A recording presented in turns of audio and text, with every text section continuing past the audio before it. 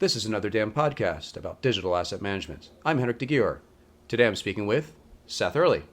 Seth, how are you? I am terrific. Thank you for having me. Great. Seth, how are you involved with digital asset management? Oh boy. Well, I'll tell you, we have been doing work with digital asset management for probably the entire 15 years that I've been doing this kind of work. I've been involved in content management, in document management, and knowledge management for that period of time. And throughout the entire career, we've always had to deal with non-textual assets. We've always had to deal with some rich media. And I remember at the very beginning when we were doing work with Lotus Notes, and the first time you could drop an image into a rich text field, I was like, wow, this is so amazingly cool. I cannot believe you can drop a picture into a rich text field. Ever since then, we've been dealing with digital assets and digital asset management systems. Excellent. So Seth, how does taxonomy relate to digital asset management? Goodness. Well, I think that the challenge with digital assets, text assets, you can infer something about text assets. You can derive something. You can do text mining. There's isness and aboutness inherently within the content. So when you build an index, when you're doing search, you're searching text assets by inferring something about the nature of the content, because you can create a forward index by looking at the words in a document. You invert that index, which gives you the pointers to specific documents based on the words, and then that's derived metadata about the text, about the document.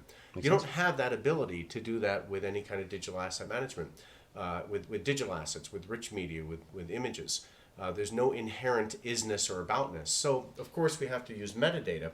And the way we look at metadata and taxonomy is really the way of beginning to organize your metadata. We don't look at taxonomy as in a very, very narrow sense of navigation. We look at taxonomy from a perspective of classification and overall information architecture. So when we start looking at taxonomy, we want to begin thinking about the types of fields and the ways that we can start to tag the assets with metadata, and then we want to populate those fields with reference data, with the drop downs, with the control vocabularies, with the lists and attributes. So taxonomies are considered to be hierarchical in nature, and we can certainly have hierarchical lists of control values, but there's all sorts of different ways of looking at information architecture that references taxonomies. Taxonomies are the overall organizing principles around your metadata fields. Excellent. And then, of course, whenever you think about metadata, if you have a large list of attributes or a large list of values, you have to break those up just for human consumption. We can only deal with fairly short lists, maybe 5 or 10 or maybe 15 items.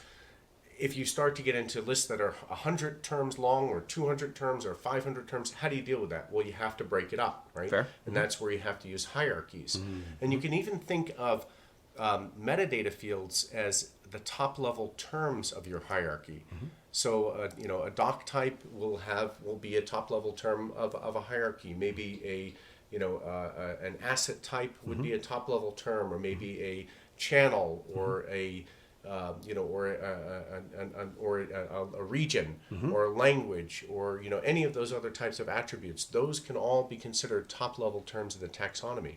So really, all of the metadata is an expression of the taxonomy. Makes complete sense.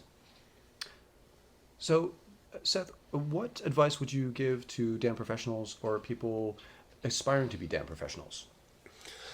Well, I think that the best advice that I can give would be to get experience even with projects that are nonprofit organizations or organizations that don't have a lot of money, so that you can build your skills. Fair. I would say get a broad understanding of information architecture, including things like wireframe development and metadata schemas and taxonomy development.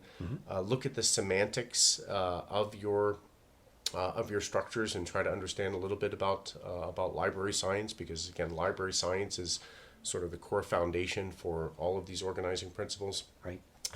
I heard someone recently say that a digital asset management system is a metadata management system that that does fancy things, and I totally agree with that, right? So you really do need to understand metadata structures and metadata schemas, and understand things like Dublin core, and just look at the different ways that that you can organize those assets using various types of technologies, and look at how the various technologies leverage organizing principles and leverage information architecture. I would get some very practical experience, though. Find a nonprofit organization that doesn't have a lot of resources, that would like to get your elbow grease and your hard work to help them fix a system or help them organize their assets, and that's a great way to build your resume.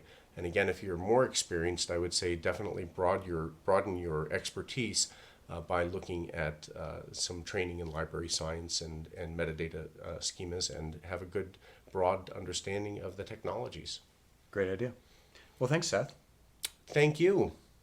For more on digital asset management, log on to another damblog.com. Thanks again.